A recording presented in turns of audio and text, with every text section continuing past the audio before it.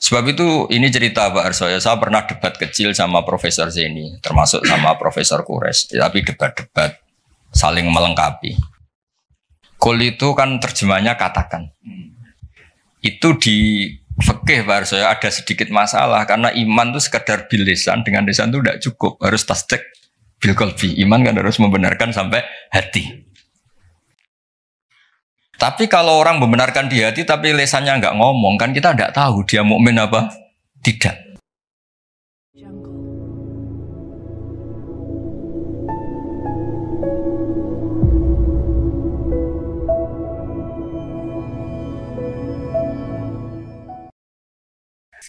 Al-Fatihah. A'udzubillahi minasyaitonir rajim. Bismillahirrahmanirrahim. Alhamdulillahirabbil alamin arrahmanir rahim. Shiratal ladzina an'amta 'alaihim ghairil maghdubi 'alaihim waladdallin. Gampang. Ya niki ngaji alhamdulillah ceritanya itu pas Muharram kula nelpon Pak Arsoyo untuk minta sama Pak Rektor ngaji muqaddimah ilmu tafsir. Semuanya yang saya hormati ini langsung mohon nggih mangke Pak Arso bagian donga ben dadi kiai teng mriki. Nanti ngajinya 2 kali, yang di fotokopi itu nanti untuk sesi kedua setelah asar. Ya, sekarang itu ngaji hadisnya, ini ngaji tafsir. Misalnya di sini Hudal lil Muttaqin oleh Profesor Zeni, ini saya baca aja biar tidak kelamaan. Quran itu beliau nerjemah dalikal kitab la raiba fi hudal lil muttaqin. Kitab ini tidak ada yang diragukan, petunjuk bagi mereka yang bertakwa. Sebetulnya kata takwa itu secara kosakata itu dari kata waqo yaki wikoyatan. Terus ikut wazan ifta'ala jadi ittaqo yattaqi ittiqoan. Sebenarnya maknanya waqo itu bukan takut, menjaga, apa? Menjaga.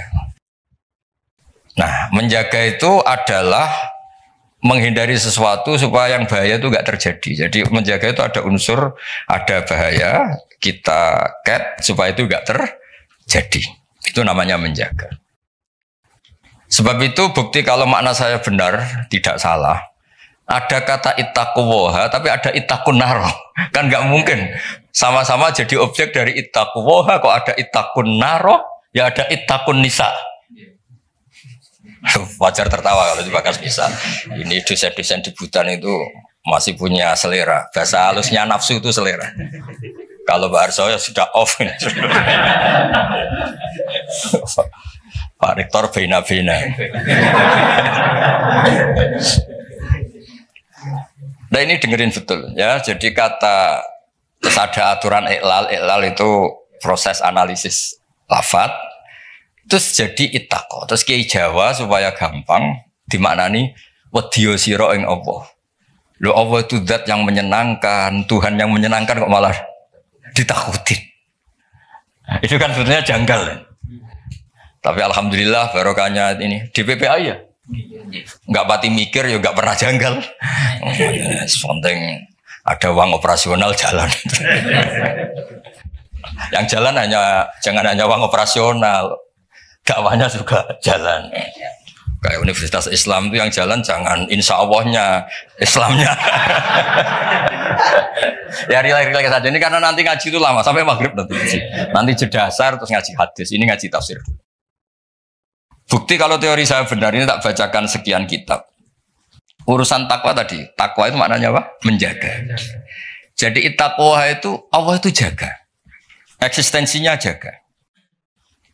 Eksistensi Allah dia jaga itu Pak Rohidin misalnya dimulai kita berkampanye ngomong terus menerus bahwa Allah itu wajibul wujud awal atau qadim itu Allah disebut kalau dalam ngaji di pesantren qadim apa? Qadim. Kita harus yakin Allah itu satu, Allah itu al-ahadus somad satu.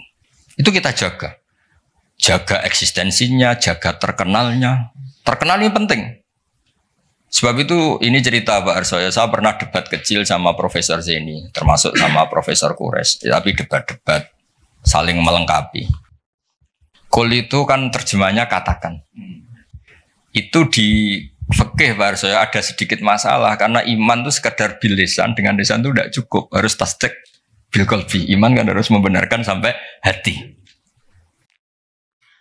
Tapi kalau orang membenarkan di hati tapi lesannya nggak ngomong, kan kita nggak tahu dia mukmin apa tidak. Jadi kalau diterjemah katakan itu tidak mewakili tasdik bil qalbi, keyakinan hati.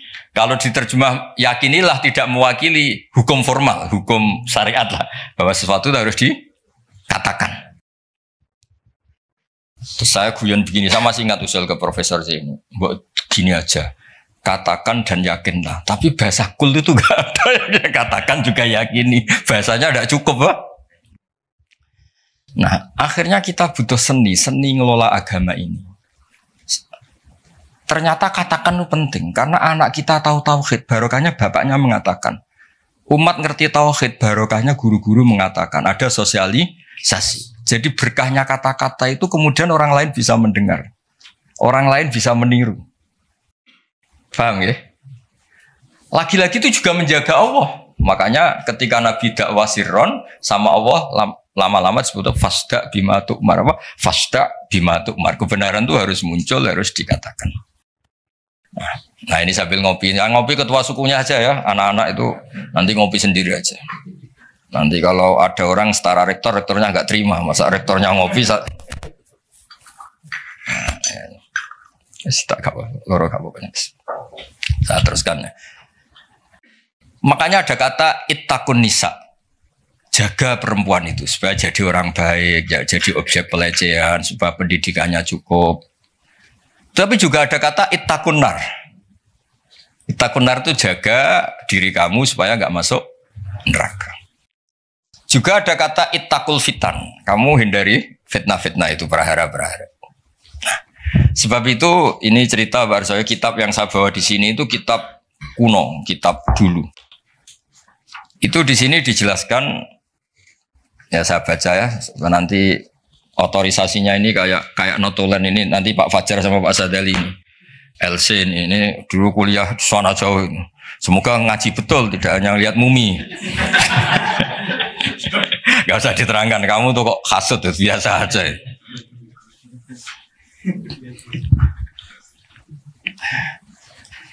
Nah, jadi takwa itu apa? Kata apa? Takwa ini di kitab saya halaman 36. Tapi kayaknya Pak Fajar gak punya kitab ini.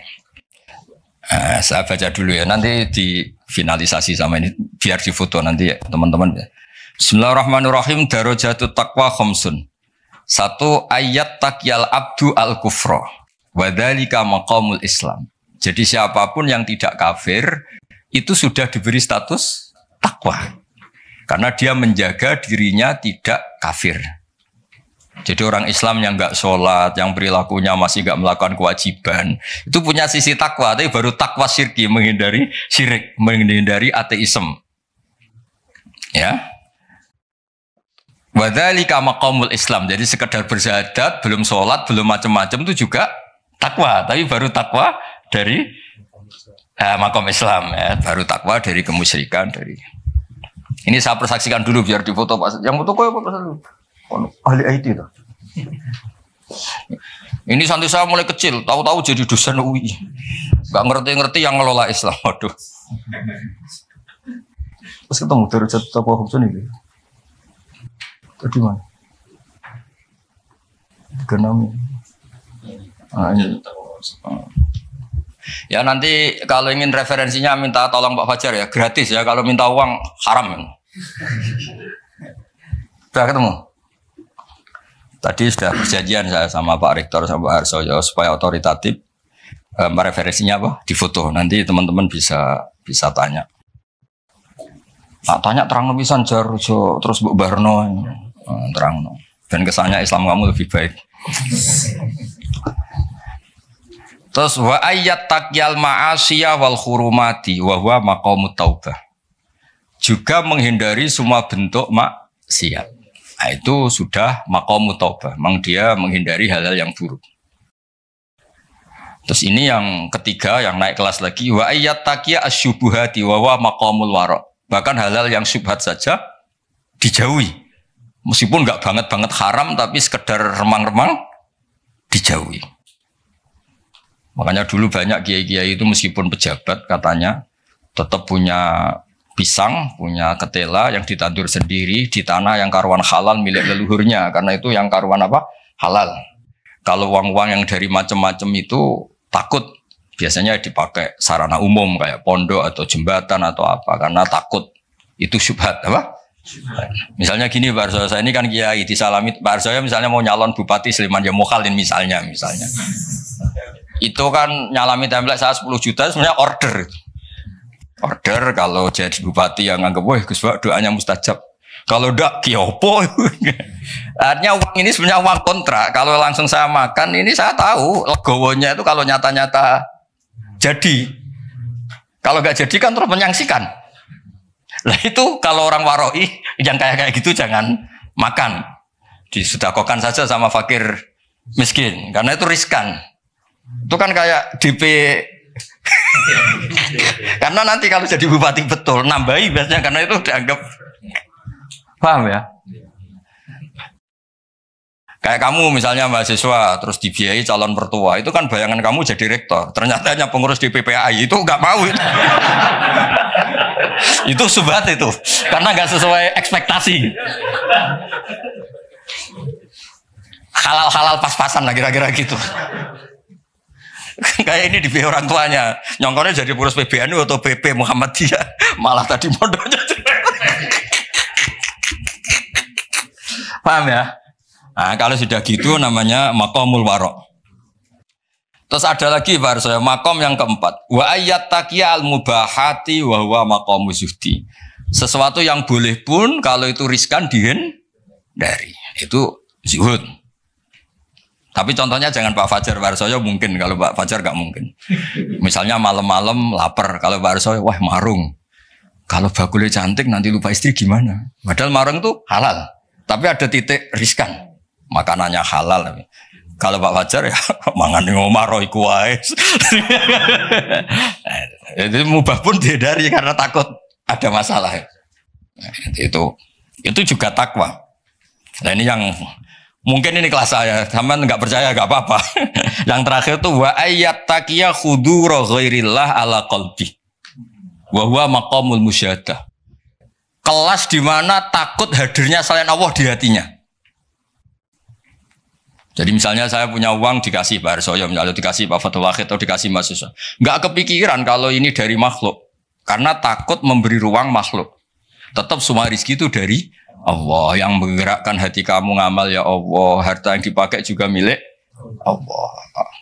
Wah itu sudah makom paling tinggi. Dia nggak nerima kehadiran selain Allah. Kalau di Quran itu ada ayat itu Pak Arsoyo. Kulillah wa kulillah sumadarhum fi khawdihim yalabun. Kabeh ku mau ngelakoni. Kabeh ku Allah. Jadi Pak Fatul Wahid suatu saat kalau makomnya sudah kayak saya jadi rektor bukan karena saya profesor, bukan karir saya. Kabeh ku Allah. Kalau sekarang belum mau masih jumawa. Tapi suatu saat saya pasti mau ya. Pasti mau. Baru saya dulu pas rektor juga masih belum begini. Pak Sudanda ini sudah mau ke kelas nomor 5 ini apa? Menolak kehadiran selain Allah. Ini milih yang mana ini anak-anak ini mahasiswa apa? Mahasiswa. Wah berarti cek pas-pasan ini belum makomnya. Pokoknya ndak kafir dulu ya. Iya Pak Sedili ini pokoknya nggak kafir dulu tanya. Muslim. Tingkat satu ya. Sudah nomor 1 atau tingkat 1? Tingkat 1. Bahasa kerennya nomor 1.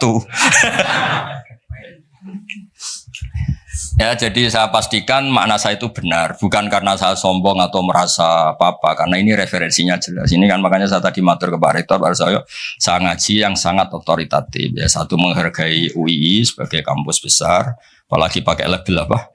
Islam itu. Jangan sampai Islamnya itu insya Allah ya, jadi Islam beneran, apa? Islam beneran. Jadi sehingga di bab ini Pak Arsoyo sampai Nabi ngendikan, tapi bukan berarti menghalalkan soal ini, hanya ngendikan mangqala la ilaha illallah dakhalal jannah wa in zana wa in saroko. Itu bukan mengesahkan perilaku buruk, itu bukan. Ada wilayah yang tidak terganggu itu karena wilayah iman, makomnya Islam. Saya kalau nyontohkan itu tidak pidana. Tidak pidana gini Pak Arsoyo, ada nyuwun sewu warga Indonesia korupsi atau nyopet atau maling. Masih warga Indonesia enggak? Warga Indonesia. Bahkan ketika di penjara pun dia tetap orang. Tapi kalau dia mengurus paspor, ganti identitas, ganti warga, KTP-nya diganti, paspor ganti, benar-benar nggak warga Indonesia. Sama. Orang kok merubah status Allah, tidak mengimani Allah itu sudah ada. Nah, itu berarti merubah status kehambaan dia, merubah status hambaan dia. Nah, itu baru kafir karena dia merubah status kehambaan. Tapi kalau baru salah, nyuwun sewu orang Islam, nyuwun sewu ada yang korupsi, ada yang nakal, ya dia tetap Islam, tapi yang jenis ini. Jenis ini. Kalau dalam guyonan bapak saya itu orang Islam loro, ono sing umat Islam, ono Islam sing kumat. Nah, ini yang yang nomor 2 itu apa? Islam yang kumat, tapi tetap Islam. Tapi yang jenis apa? Kumat. Kumat itu pilih itu agak masalah dengan dirinya. Ya clear ya. Nah, supaya Anda nanti kalau baca kata itu di hadis. Ada lagi bukti teori ini benar. Di surat Ahzab kalau nggak salah itu ada ayat gini. Ada yang hafal Quran enggak ini? Dari sekian. Hafal separuh-separuh lah. Coba ngaco-ngaco yang lamat-lamat lah. Yang hawasi. Coba ngaco aja lumayan nanti biar cari. Enggak akan saya tes sudah. Siapa Pak Sadil itu? Loh saya UI itu lama, saya itu seangkatan Pak Arsoyo loh, khidmah UI itu. Ya di Quran kan ada ayat apa? Tsumma awrasnal kitab alladzina astafaina min ibadina. Pertama yang disebut apa? Faminhum zalimul linafsi. Allah itu kitab ini Quran tak wariskan sama orang-orang yang saya pilih. Pertama yang disebut apa? Sebagian mereka tapi ya zalim. Ya. Karena tadi ada zalim yang tidak ganggu iman. Ya tadi misalnya nyuwun sewu ada copet, ada maling, ada orang-orang yang berbuat buruk. Dalam keyakinan mazhab Ahlussunnah wal Jamaah dia tetap mukmin karena tidak merubah status, apa? Tidak merubah. Kayak tadi orang copet, orang maling, tetap Indonesia enggak? Tetap karena masih ngakui warga negara apa? Tapi kalau dia sudah merubah KTP-nya, paspornya dan benci Indonesia, namanya sudah enggak warga. Nah, kira-kira kafir itu kayak gitu. Dia merubah status dia hamba, jumawa, angkuh, nggak ngaku eksistensi Allah. Itu disebut mulhid atau mungkir. Itu sudah, meskipun dia nggak pernah melakukan dosa-dosa besar, tetap saja nggak Muslim kan? Ya, jadi clear ya. Jadi maknanya takwa sebenarnya maknanya apa? Menjaga. Makanya nanti maknanya proporsional. Misalnya ada kata ittaqun nisa, jaga perempuan supaya tidak jadi objek orang-orang nakal, supaya tidak berpikiran nakal, tidak berperilaku nakal. Ittaqun nar juga sama, jaga supaya kamu gak kena api. Nah, kalau Allah ini kan agak unik. Allah itu zat yang menarik, yang mahbub, yang kita cintai. Kemudian disuruh takutlah pada Allah. Masa Allah ketemu Allah takut? Malah kita disuruh fafirru ilallah, mendekat ke Allah kok malah. Nah, takutnya apa? Jangan melakukan sesuatu yang bikin Allah murka. Nah, clear ya. Terus kedua menyangkut asbabun nuzul. Ya ini yang mulai tambah menarik ini ya, satu-satu. Asbabun nuzul itu begini. Quran itu punya kata-kata bahasa kata-kata yang umum. Dan itu kalau difahami umum bahaya sekali. Maka dibutuhkan analisis yang bernama asbabun nuzul. Misalnya di Quran ada ayat fa'inama tuwallu fasamma wajhuwah. Qulillahil masyiru wal maghrib misalnya. Nah, itu kalau kita nggak ngerti asbabin nuzul, kamu di mana saja yang penting itu menghadap. Makanya pernah ada aliran sholat 4 rakaat 4 arah. Alasannya Allah itu ada di mana? Ya itu. Nah, seperti itu harus otoritatif. Kita harus ngaji kitab namanya asbabin nuzul. Nanti tak tunjukkan kitabnya Pak Fajar. Jadi lafadz yang umum atau frasa atau qodiyah kalau dalam bahasa santri itu tetap harus dianalisis pakai asbabin nuzul. Misalnya tadi fa'ina matuwallu fasamma wajhu. Ada ayat lagi yang lebih ekstrim dan itu melahirkan satu kecelakaan sejarah. Dulu ada ajudannya Umar.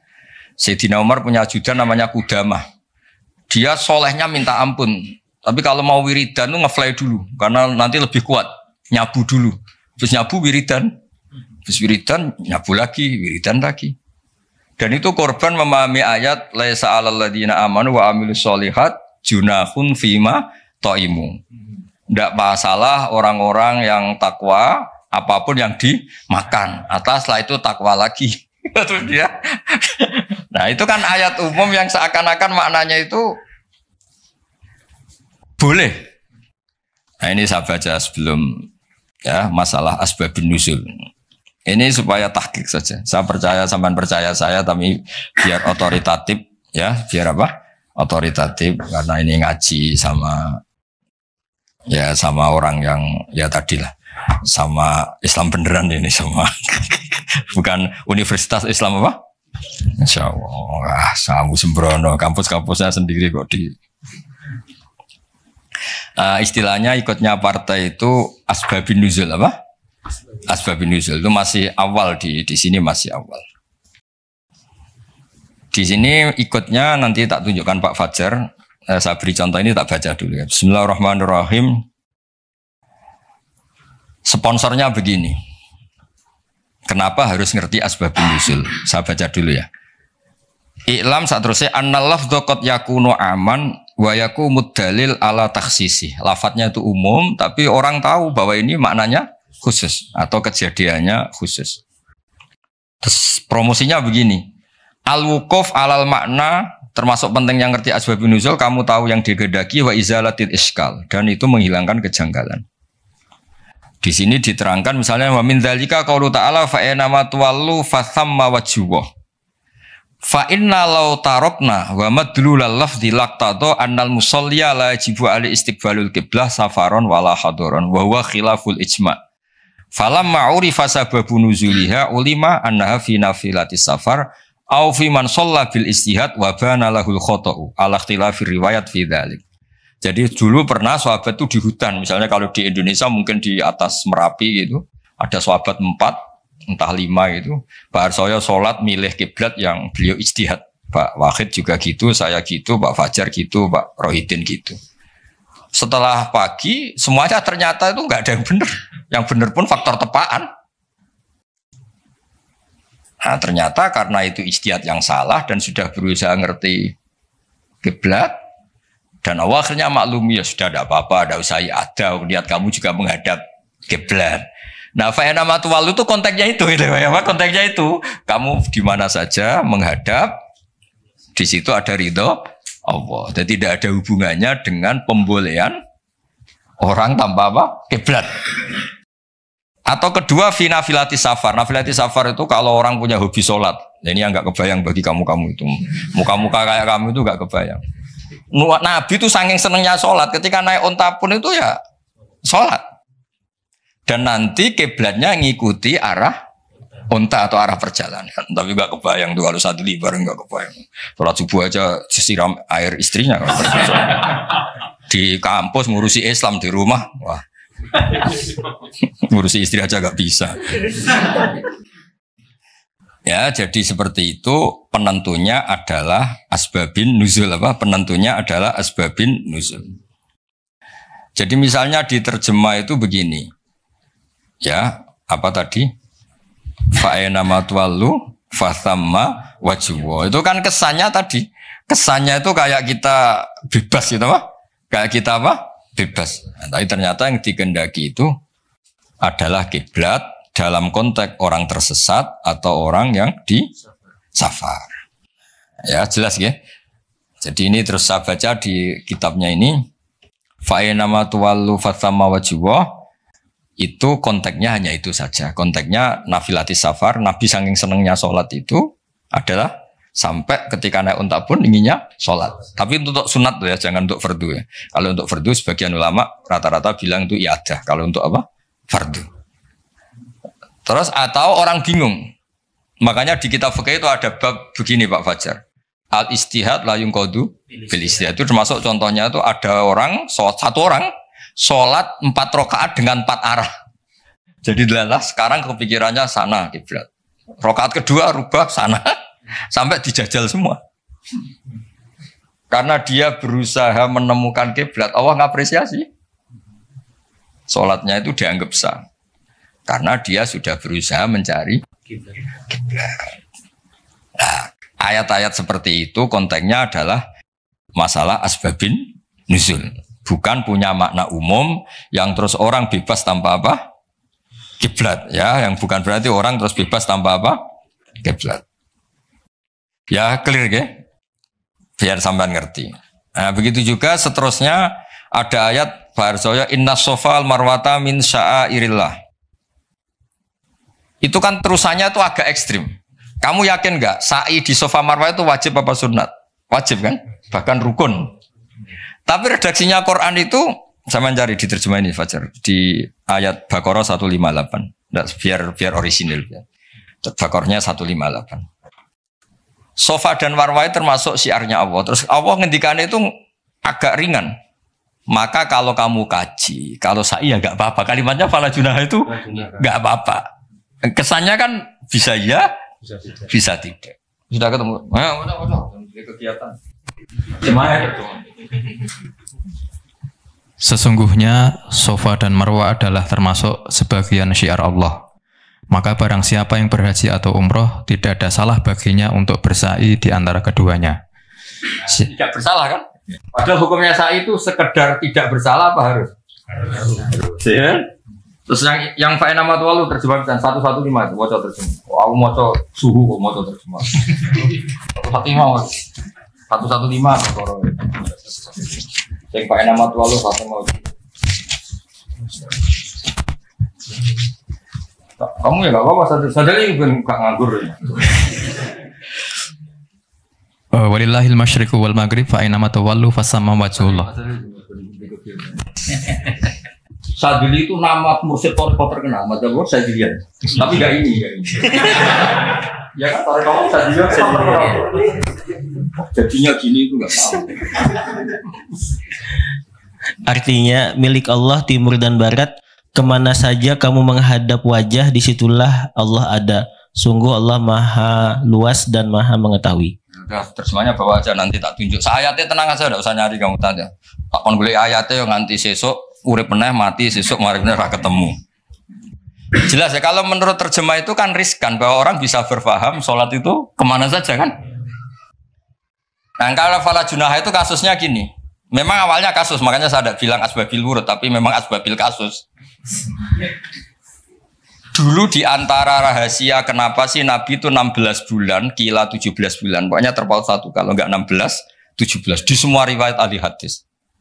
Saya ulang lagi di semua riwayat Nabi itu disuruh Allah itu menghadap ke Baitul Maqdis, Baitul Muqaddas yang di Palestina itu. Karena itu kiblat Ibrahim, di situ ada Sokhroh yang dulu dipakai Mi'raj. Itu sirinya, rahasianya. Kalau tadi Pak Rektor bilang asror tadi, rahasianya adalah di seputar Ka'bah itu ada 360 arca berhala. Jika Nabi kalau menghadap Ka'bah mau tidak mau otomatis juga menghadap berhala. Nah, di Sofa dan Marwah, Sofa Marwah kan dekat Ka'bah. Itu ada arca atau berhala namanya Isaf dan Nailah. Ya, namanya siapa? Isaf dan Nailah. Berhalanya namanya Isaf dan Nailah, bukan Sadali dan Fajar, ingat loh. Isaf dan Nailah. Ya, ini relax saja biar. Nah, ketika Islam datang dan tidak membolehkan yang berbau gituan, itu terus mereka, ya Rasulullah kita ini mau tidak mau harus sa'i karena kita ini umrah atau haji, tapi harus melewati Isaf dan Nailah. Itu gimana? Apa dibatalkan saja kewajibannya? Ya, pertanyaannya itu apa dibatalkan saja? Karena harus melewati dua berhala tadi. Terus Allah menurunkan ayat, ya sudahlah ngitung yang hak saja. Yang hak adalah bahwa Safa dan Marwah faktanya adalah termasuk syiarnya Allah. Jadi ngitung itu hak. Maka kalau di situ terpaksa ada Isaf dan Nailah, nggak apa-apa. Maksudnya nggak apa-apa itu nggak menggugurkan kewajiban saya. Nggak apa-apa itu maksudnya diabaikan, apa? Ya. Diabaikan itu. Yang diabaikan berhalanya. Berhalanya. Ya ibarat gini, ini cerita mungkin para sahabat nggak pernah dengar karena ngaji sama kiai NU baru tenanan sekarang. Kiai pesantren maksudnya bukan kiai NU, kiai pesantren. Dulu itu ada kiai khusyuk. Dulu kan masih banyak orang khusyuk. Kalau sekarang kayaknya susah. Itu nggak mau haji karena ngerti kalau di pesawat itu mesti ketemu pramugari cantik. Udah cantik ya gitulah menarik. Takut betul kalau orang khusyuk ini kan kalau kamu nggak kebayang takut kan. Sampai beliau tuh hampir fatwa, hampir nggak mewajibkan haji. Beliau meyakini, wah kalau haji Gus lewat bank ya transaksinya gini. Nanti di pesawat ketemu orang-orang cantik. Wah itu haram gini-gini. Oh, gaji-gajinan orang Jawa itu gak merasa gaji-gajinan gitu. Karena dianggap itu manek, penghalang status wajib atau penghalang hukum wajib. Makanya ketemu banyak kiai, terus diingatkan, termasuk pakai ini, pakai takbir ini. Inna sofal marwata min syairillah. Jadi dulu itu pernah ada haram itu diabaikan tadi demi kebaikan haram itu diabaikan. Artinya meskipun di pesawat ada pramugari kalau mau haji ya haji aja. Yang nggak boleh yang godanya itu kalau hajinya ya dong ya. Jangan kok terus boleh kamu minta nomornya itu enggak, maksudnya itu ya haji aja. Soal itu diabaikan. Ini bisa, kalau ini sudah bisa kayaknya sudah bisa. Tapi kalau yang nggak bisa ini apa itu? Sana. Clear ya? Clear ya? Jadi yang taat ya tetap taat, kalau itu ya diabaikan. Artinya gini, andaikan saya jadi kiai menangi seperti itu kan bilang, kalau mau umroh saja. Tapi itu gue harus ketemu perempuan-perempuan cantik gini. Yaitu diabaikan saja, tidak ganggu kewajibannya. Nah sama. Ya kira-kira gitu. Jadi fala junaha itu tidak apa-apa, sudahlah tetap sa'i saja, abaikan yang tadi. Jangan terus itu mengubah kewajiban. Kalau itu pakai gitu ya ada orang kuliah. Anak perempuan mau kuliah di UI, itu dosennya Pak Fajar, Pak Sadali. Kayaknya masih riskan gitu. Wah, gak ada orang nuntut ilmu kan. Terus Pak Sadali juga gak mau ngajar di mahasiswi. Karena gak mau ngajar, wah riskan. Soalnya pas-pasan saja. Nah kalau saya bilang nggak apa-apa, maknanya diabaikan, tidak melakukan loh maknanya. Ya clear ya. Itu penemunya atau penentunya juga mengenali asbabin nusyuk. Saya baca ya. Wa min dalika qaulu ta'ala inna sofal marwata min sya'airillah fa inna dzahira lafdhiya la yaqtadi anna sa'ya fardun. Ya kalau melihat secara lafaz kan sa'i itu berarti tidak fardu kan, Allah hanya bilang tidak apa-apa. Nah, terus walhasil wa qadrat Aisyatu ala Urwah fi fahmi dzalik bisa babi nuzuliya. Wa huwa anna sahabata ta'assamu dari kata asima ya. Asima itu dosa ya. Ikut wazan tafa'ala jadi ta'assama apa? Ta'assama itu merasa dosa ya. Anna sahabata ta'assamu binasai bainahuma li'annahu min amalil jahiliyah, karena pernah ada tadi isab dan lain. Foto sih bocor. Tak tudono ben ra kesuwen. Anna sahabata ta'assamu. Ya nanti nagih Pak siapa? Fajar sama Pak Sadili sama Pak Nanang yang ngurusi apa? Islam. Ngurusi Islam di UII bukan di sini. Di sini saya yang ngurusi.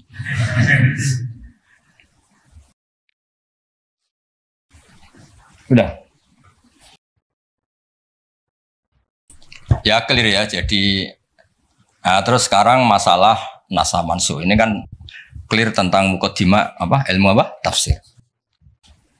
Nasa mansuh itu kelihatan datar, tapi itu urgen sekali. Karena agama sebagai aturan ya atau solusi mau tidak mau kan bersentuhan dengan hukum sosial yang tidak akidah. Saya tadi sudah matur Pak Arsoyo, agama yang tidak akidah itu kan bersentuhan dengan hukum sosial. Kalau yang akidah jelas Allah itu satu, la ilaha illallah wahdahu la syarikalah. Kalau sosial, saking bersentuhan dengan sosialnya itu Pak Fathul Wahid, Imam Syafi'i itu punya istilah begini Pak Arsoyo. Ketika Nabi misalnya sodakoh atau zakat pakai kurma atau pakai susu kering misalnya. Sedekah atau zakat, atau dulu ngamal pakai dinar. Pakai apa? Dinar.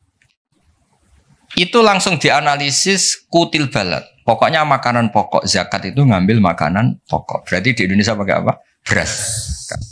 Ketika Nabi sedekah pakai dinar, langsung dianalisis pakai saman, yaitu alat tukar atau uang yang sah. Jadi kamu tidak usah memaksakan mentang-mentang anut sunat Rasul, terus kamu makan kurma, terus bisa mencret. Terus mentang-mentang sunat Rasul, saya tidak pernah sedekah, karena sekarang nggak ada dinar. Nabi kan sedekahnya pakai dinar, medit ya alasan. Kalau mau kikir saja, tidak usah punya alasan. Lama-lama Pak Arzo nggak jadi wakaf tanah, karena Nabi nggak pernah wakaf tanah di Sleman, wakafnya di Mekah. Oh ini kan tanahnya di Zaman. Lama-lama ada orang nggak sholat. Nabi sholatnya kan di Mekah, kita kan di Indonesia. Bisa rusak semua kalau ya pakai mersiskan sunnah Rasul. Itu ada analisisnya. Nah, itu juga yang menjadikan kenapa harus ada ulama usul fikih. Orang yang bisa menganalisis. Apa bisa? Misalnya begini, saya beri contoh di bab haji. Nabi itu domisili di Madinah, karena di Madinah itu melewati Dzul Khulaifah yang sekarang disebut Bir Ali. Maka mikotnya Nabi ya dari Bir Ali. Tapi kalau orang Yaman ya dari Yalamlam. Atau orang Indonesia rata-rata terbang lewat Yalamlam. Mungkin orang tertentu di kawasan Jirona ya Jirona. Ada yang dari Tanim, ada yang dari Juhfa. Jangan mentang-mentang kamu orang Indonesia ikut sunnah Rasul terus memaksakan dari Indonesia di atas Yalamlam mohon niat apa? Ihram. Enggak, saya nanti aja dari Berali. Nabi kan dari lama-lama enggak ada orang berani nampak di Sleman. Nabi kan hidupnya di Madinah kok. Sleman. Hadisnya mana? Nanti panjang. Analisis itu penting supaya orang itu proporsional. Apa orang itu? Proporsional. Itu juga bagian dari ulumul Quran. Ulumul Quran. Sehingga kalau kamu nuruti persis, misalnya begini, saya pernah ditanya. Ini saya, Pak Arsoyo, Pak Fatul Wahid, kalau naik Innova atau naik mobil, kan mesti dungo wis soleh lah, jadi tak alani mesti mergo wis soleh, nang kowe lali numpak terus untuk gratis mangkat kabeh. Kalau yang soleh-soleh gini itu kan kalau naik ya subhanalladzi sakhkhara lana hadza wa ma kunna lahu mukrinin wa inna ila rabbina munqalibun. Itu jelas di Quran tuh wal khaila wal bighala wal hamir wal khaila wal bighala hamir terus. Jelas yang dicontohkan di situ ya kendaraan itu ya unta, khimar, kuda. Dan karena yang dikendarai itu hewan, dulu Allah bayangkan juga litas tahu ala duhuri, kamu naik di punggung hewan itu, sumatazkuru ni'mata rabbikum idastawaitum alaihi wa taqulu subhanalladzi sakhkhara lana hadza. Terus kamu sekarang naik pesawat, naik Innova, ini kan tidak kuda, ini kan tidak unta. Jadi gak usah doa itu, karena doa itu untuk apa? Naik kuda atau unta. Ya kacau semua kalau gitu. Makanya dibutuhkan ilmu namanya usul fikih. Usul fikih itu kira-kira analisis. Yang dilakukan Nabi itu jenis ubudiyah mahdhah sehingga nggak bisa dinego, atau jenis produk sosial, atau jenis kalau produk sosial ya tadi sudah musyawarah sama Pak Arsa tadi ya kontekstual atau apa kondisional namanya produk apa. Nanti lama-lama gini pakai mic jangan, Nabi dulu nggak pernah pakai mic. Bid'ah itu ya, panjang nanti ceritanya panjang. Ya, jadi seperti sekarang kembalikan asal mansuh. Kenapa saya terangkan ini dulu? Karena begini, ada ayat yang berlawanan 180 derajat sekalipun, kalau masih bisa dianalisis karena produk sosial, itu kategorinya tidak nasah mansuh. Kecuali sudah nggak bisa dianalisis pakai analisis tadi. Misalnya begini, Pak saya. Ada ayat itu qatiluhum, kalau ketemu musuh itu beranikan kamu berani perang, duel. Tapi ada ayat fa'fu anhum wasfah, abaikan saja, maafkan saja. Dan sama-sama pernah terjadi. Nabi, sahabat dulu dipakai bal-balan Abu Jahal di Mekah, nggak melakukan perlawanan. Tapi setelah periode Madinah melakukan apa? Perlawanan. Kata banyak ulama, seperti itu golek nang bab nasaman golek. Seperti itu produk analisis. Ketika Nabi lemah dan jumlahnya baru 6, baru 10, kan nggak mungkin ada perintah boleh perang atau harus perang karena ini nggak realistis, apa? Nggak realistis. Sehingga ayat-ayat Makkiyah rata-rata ya produknya fa'fu anhum wasfa, maafkan saja, ya. Paham ya? Tapi ketika di Medina udah punya orang gagah berani, sahabat-sahabat Ansor jumlahnya besar, komunitasnya besar, terus digobal-balan menengahnya kan ya lucu. Lucu kan? Lucu. Itu kan ada konteksnya, Pak. Ada konteks. Nah, kalau seperti itu maka nggak perlu dianggap ayat fa'fu anhum wasfah dinasah pakai ayat perang misalnya. Ya sama lah seperti pertama orang Indonesia didatangi Belanda nggak tahu apa-apa, zaman agresi lah, zaman dulu agresi. Bisa apa? Terus banyak yang terpelajar, banyak ada yang bisa jadi pilot, tentara sudah terbentuk, kiai-kiai komunitasnya besar, ya melakukan apa? Perlawanan. Tapi nggak perlu kamu katakan perlawanan itu satu hal yang harus karena ini Belanda penjajah. Lah era sekarang peradaban begini, kan yang ada kerjasama kan, Tapi dulu karena mereka datangnya musuhi, ya kan itu kan urusan kondisi ya. Ya kondisional, nggak bisa disamaratakan. Ya. Nah, saya baca ya masalah nasa mansuh itu. Nasa mansuh itu komentarnya harus persis seperti saya ini, itu baru benar. Kalau enggak rapati benar. Ayat yang berlawanan tadi, jika konteksnya itu bisa dianalisis kondisional, maka masalahnya bukan nasa mansuh itu ralat hukum. Nah, kalau yang enggak kondisional kayak tadi, Nabi pernah menghadap Baitul Maqdis terus dipindah ke Ka'bah. Sampai sekarang ya harus Ka'bah. Dulu iddah ketika orang ditinggal mati suaminya pernah iddah itu 1 tahun. Wasiyatan li azwajihim mata'an ilal hauli ghaira ikhraj. Berarti pernah iddah berapa? Setelah itu dinasah ya tarabbas nabi anfusihinna arba'ata asyuri wa asyra. Jadi 4 bulan 10 hari. Itu nasaman so, karena enggak bisa dianalisis secara apa? Sosial. Ini kalau baca ya, yang bisa dianalisis secara sosial. Asalisu ma umira bihi li sababin summa yazulu sababu. Kal amri khinad du'fi atau khinad du'fi wal qillati bisabri wasafhi. Summa nusikha bi ijabil kital. Wa hadza fil haqiqati laisa naskhon. Apa laisa naskhon? Karena bisa dianalisis asal usulnya. Nah ini biar difotoin apa ini? Mulai ini ma umira li sababin ini. Foto dulu nanti biar ada yang tanya.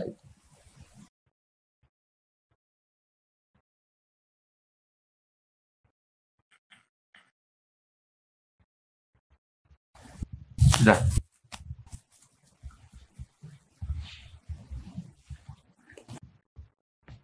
Nah sehingga kiai-kiai Jawa ketika meskipun ngaji Jalalain, ngaji kitab Jalalain, tafsir Jalalain, kan sering ada ayat misalnya lakum dinukum waliyadin, kadang sebagian dikomentari mansukhun fi ayatis saf atau fi ayatil kital. Itu kiai Jawa tidak ada yang ikut meskipun mereka baca kitab karena ngerti konteksnya apa? Ya misalnya kita dulu ketika Jepang datang ke sini itu memang jajah ya kita bilang ada revolusi jihad misalnya resolusi jihad ada resolusi jihad misalnya. Dulu Mbah Hashim, Mbah Ahmad Dahlan juga sepakat melawan penjajahan apa ngelawan. Jadi ketika di kesini studi banding atau kesini tukar ilmu ya nggak ada masalah kan. Bahkan di Quran sudah diumumkan wa in ahadum minal musyrikin astajaruka ya fa'ajirhu hatta yasma'a kalam Allah. Ya, kalau ya kan ya tadi konteksnya beda. Ya konteksnya itu beda. Kemarin saya jagongan itu saya sama Pak Alwi Shihab, adiknya Pak Kures kan dulu pernah menteri luar negeri. Kata beliau, sekarang Gus ngomong rekonsiliasi cek susahnya, alasannya ngenang masa dulu. Nah, masa dulu ya ada yang sekarang nggak mungkin. Dulu pernah kan ada istilah zaman dulu pernah sedikit konflik dengan Malaysia, Pak Karno bilang gayang. Nah, masa sekarang kan ya jelas enggak itu. Itu kan konteksnya beda. Dulu Mbak Hashim, Mbak Madalan bilang resolusi jihad. Nah, sekarang kan enggak. Malah anak-anak ini nunggu ada beasiswa ke sana.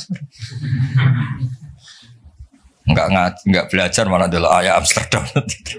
Oh, bal-balan. Apapun itu kan yang seperti itu kategorinya itu ma uzila li sababin apa ma uzila li sabab. Jadi hilangnya bukan karena hukum nasa mansuh, tapi karena sebab yang berbeda. Saya tadi jagoan Pak Warsoyo dulu tuh orang kiai-kiai termasuk buyut-buyut itu ngaramkan orang pakai pantolan ya, pakai celana, pakai apa itu dasi, karena itu londo itu. Mantasabah bi qaumin bahwa minhum ya pernah kan ada era gitu. Lah sekarang rektor Universitas Islam Indonesia pakai celana, pakai dasi, londo itu kalau dulu tuh. Sekarang enggak. Sekarang kalau pakai sarung malah dianggap wow, masalah itu. Kecil saya masih ingat orang pakai sarung tuh nggak dianggap sunat karena dulu katanya cerita dulu uang sing nganggo sarung kalau upiok kalah terus kemulan turun yang rondan. Dari dulu pernah lo ya cerita kuno dulu tuh orang kalah main loh, ini saksinya banyak ini kan. Dulu sarung pernah ya nasibnya gitu pernah ya. Sekarang saja sarung jadi simbol pakaian apa santri. Dulu gak ya masih ingat ya cerita itu. Upyo kemulan semain kalah kemulan tidur dia mah cakro. Ya terus jangan bilang oh ini sarung simbol orang kalah apa main kalah judi gitu. Jangan, sekarang konteksnya beda. Nah itu nggak perlu kamu analisis pakai nasah mansuh. Maksudnya kalau suatu saat Anda baca ayat yang konteks maknanya kok beda sama sekali, nggak langsung boleh dianalisis itu nasah mansuh. Biasa aja konteksnya beda. Ya kira-kira gitu harusnya. Jadi di sini redaksinya ma'umiro bihi li sababin summa yazulus sabab. Saya contohkan tapi Pak Fajar nggak usah tersinggung. Misalnya kenapa sih Nabi itu banyak yang poligami? Orang di nikah Nabi itu bangga. Mertuanya ya bangga, iparnya ya bangga. Umatnya ya bangga. Saya tak tahu yang kamu nikah itu bangga apa enggak poligami. Sehingga dulu namanya Juwairiyah itu dulu ketangkep ketika perang. Itu orang Bani Mustalik itu bencinya sak pole sama Nabi. Kelompoknya Nabi juga benci sama Bani Mustalik.